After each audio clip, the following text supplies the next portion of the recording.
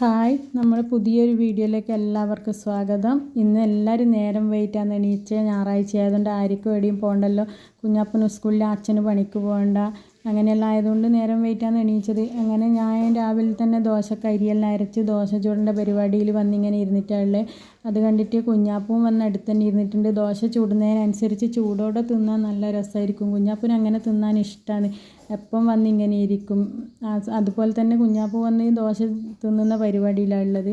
അപ്പൂട്ടിയാണെങ്കിൽ ഇവിടെ വന്ന് ഇരുന്നിട്ടാണ്. അപ്പൂട്ടിക്ക് ഇനി പല്ലെല്ലാം തേപ്പിച്ചിട്ട് വേണം ദോശ കൊടുക്കാൻ. അപ്പൂട്ടിക്ക് എന്തെങ്കിലും കറിയെല്ലാം കൂട്ടിയിട്ടാണ് ദോശ വേണ്ടി വരിക. അതുകൊണ്ട് അപ്പൂട്ടി ഇങ്ങനെ നോക്കി നിൽക്കലാണ് കുഞ്ഞാപ്പു തിന്നുന്നതെല്ലാം. പിന്നെ അച്ഛനും ഇന്ന് ഇവിടെ തന്നെയുണ്ട്. അച്ഛനിത് ഇവിടുന്ന് വിറകെല്ലാം അടുക്കി വെക്കുകയെന്ന് ദോശക്കെല്ലാം വേണ്ടി.